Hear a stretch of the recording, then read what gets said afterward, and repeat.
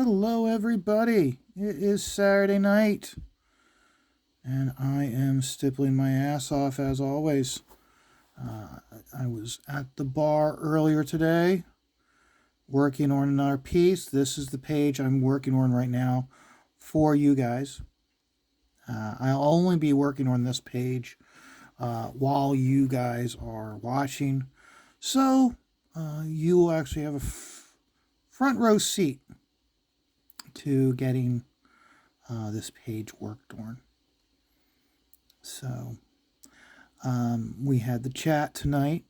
Very good episode.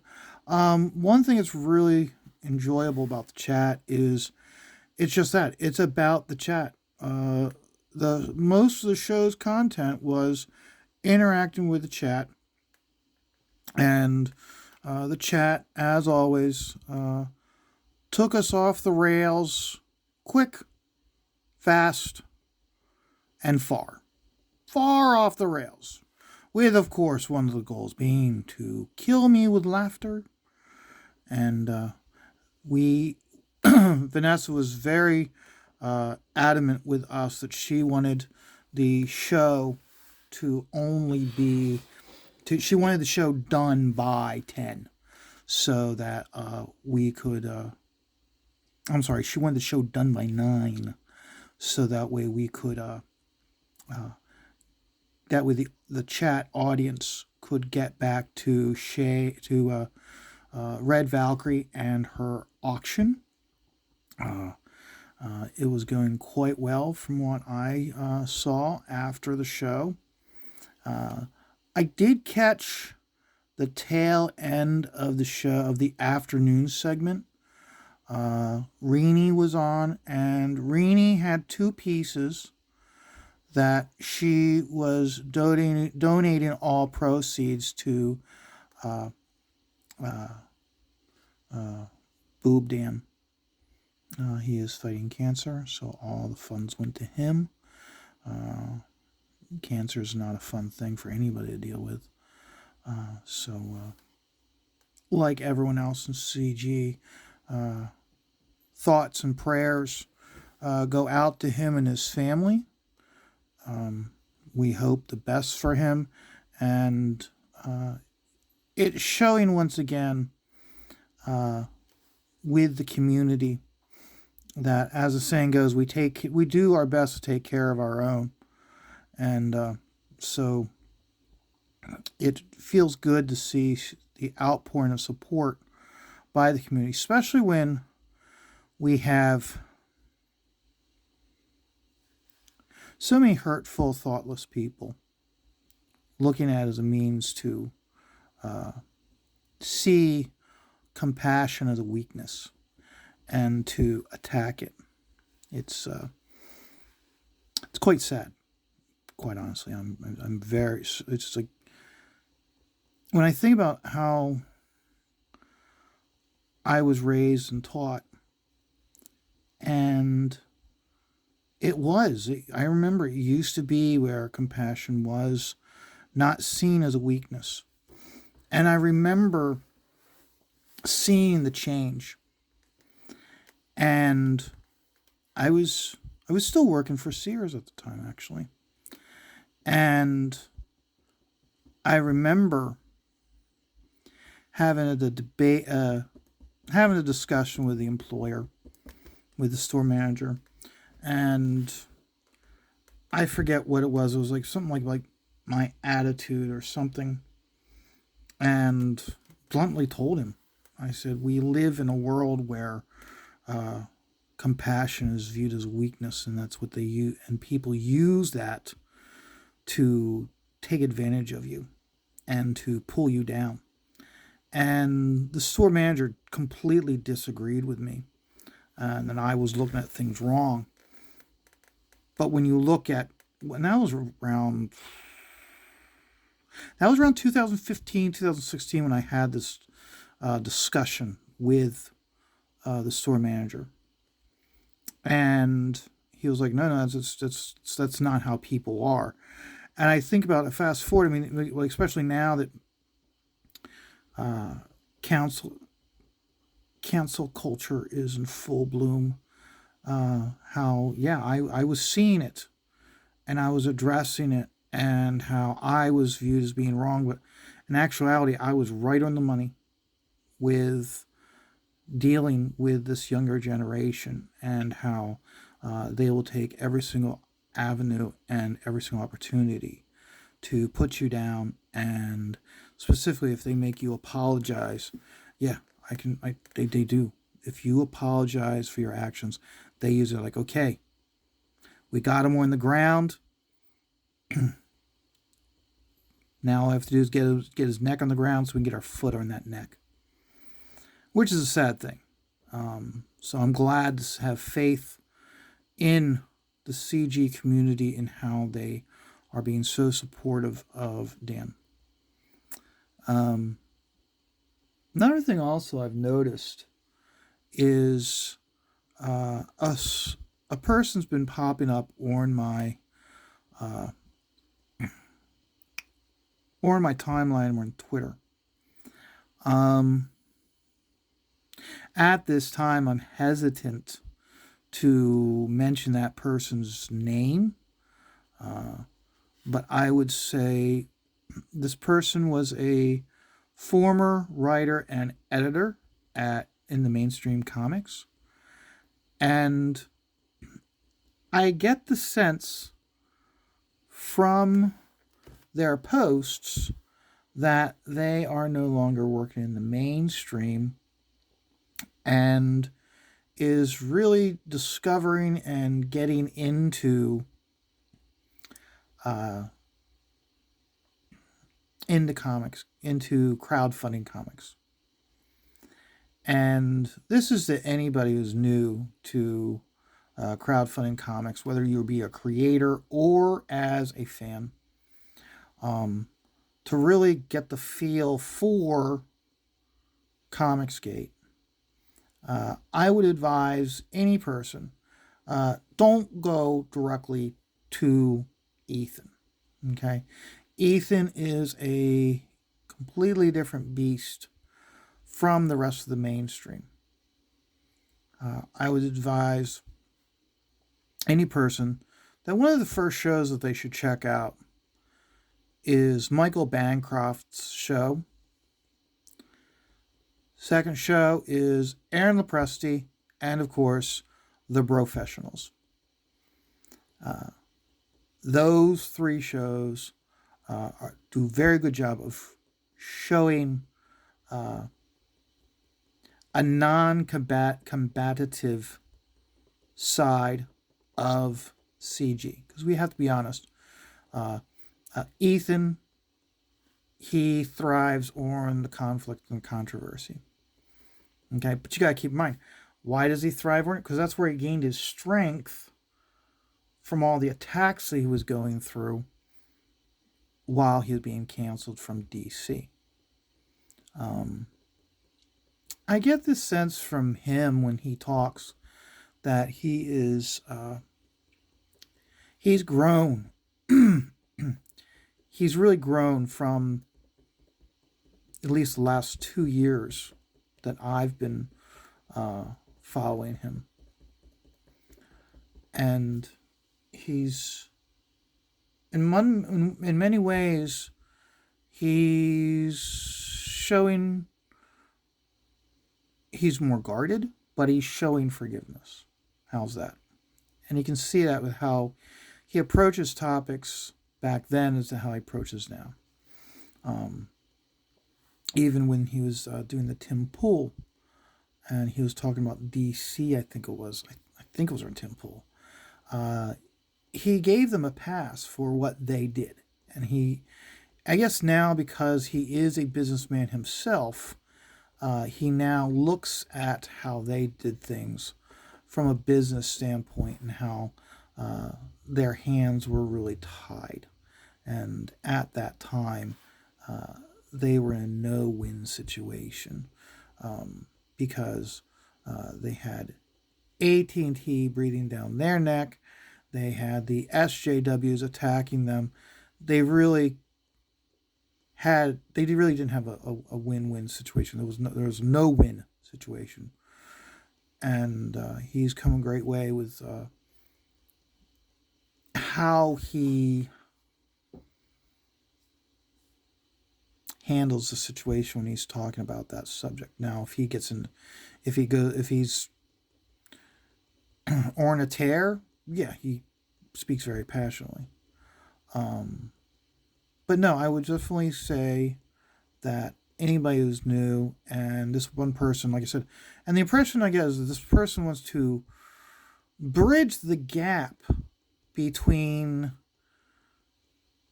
independent creators and the mainstream.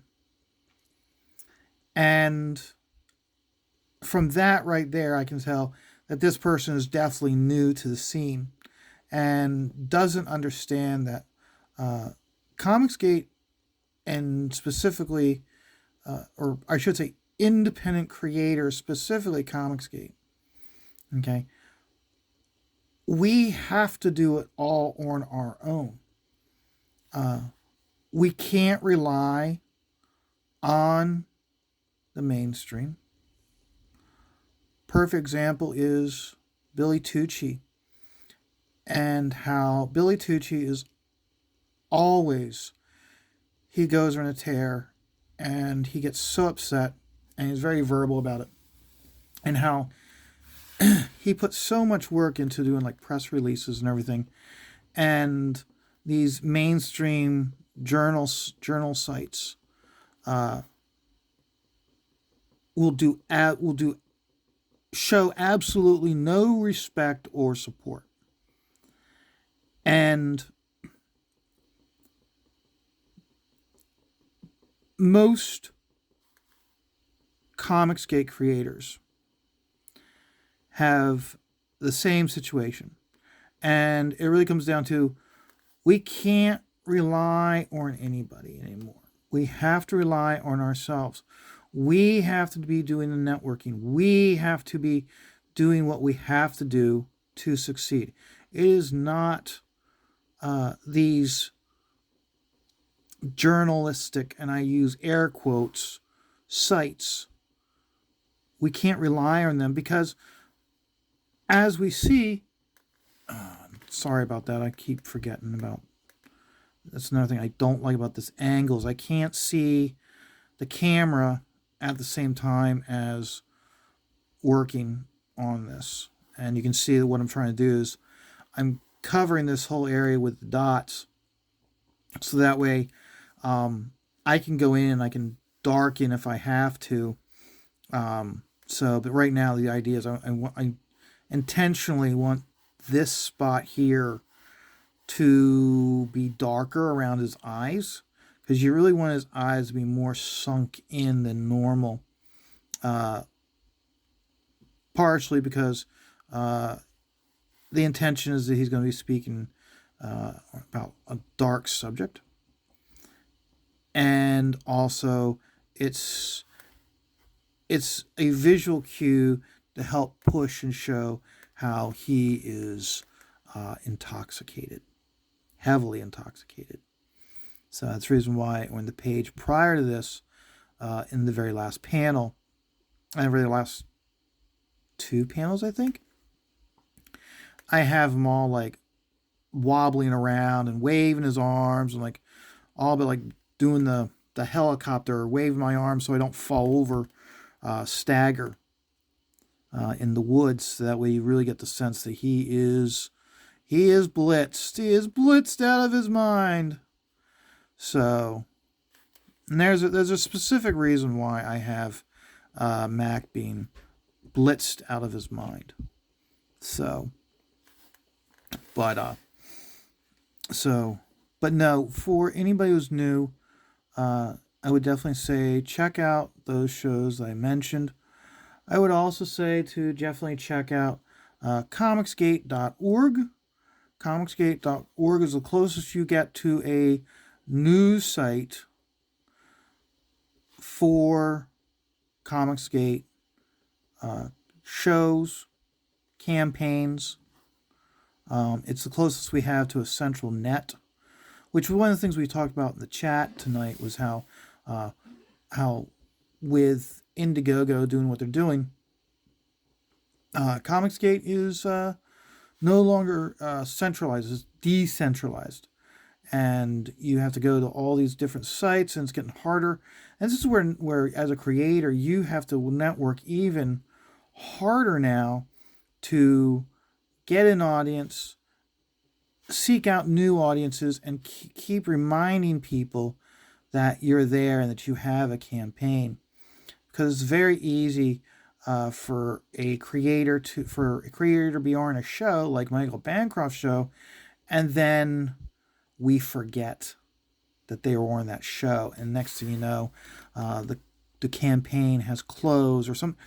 Basically, we forget about it if we don't back it right off the bat, and lots of times we'll forget about it. So we got to work even harder now. So another and Michael Bancroft's website, CG Now, is another great site for us to go to see campaigns and see books that are available to be purchased now, along with seeing, because there's a calendar for when campaigns are launching. He's expanding it, so it's those two sites are the closest you can get to a centralized site for CG books. Not all independent books. I don't think there is a central site for all crowdfunded books, because it's all everybody's all over the map, and plus most of these sites are all being done independently. So it comes down to who they know and who they follow, and what group they're part of as to what type of information you get. So,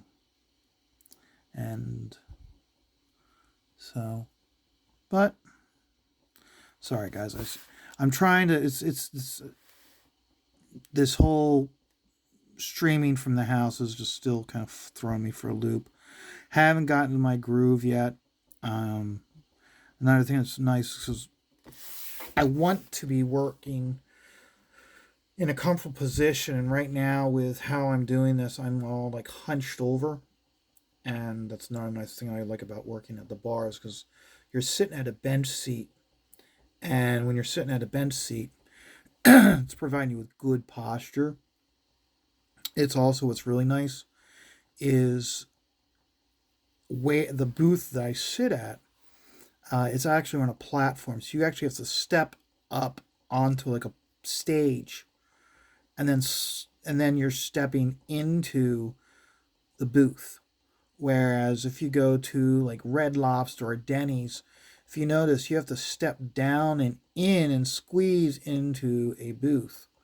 It's not the case with where I sit at the bar, which is very comfortable.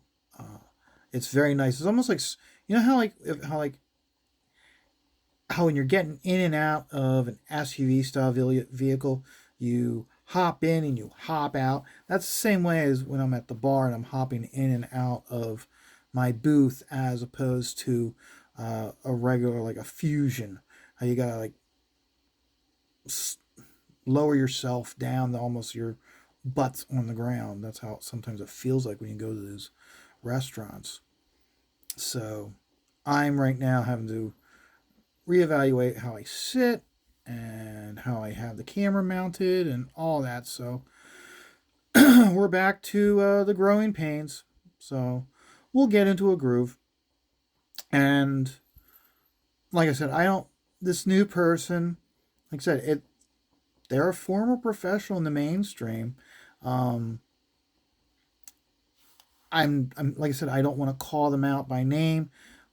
I would, once I've seen that they are uh, willing to put up with the verbal harassment they might start getting uh, because of Comicsgate, then I might start mentioning them by name.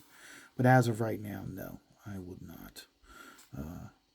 Would not. Only names I ever mention are actual people that say they are CG. Because if you're willing to say you're CG, means you're willing to put up with the verbal abuse that you will now receive because of that. So, but guys, I hope you guys have a great evening.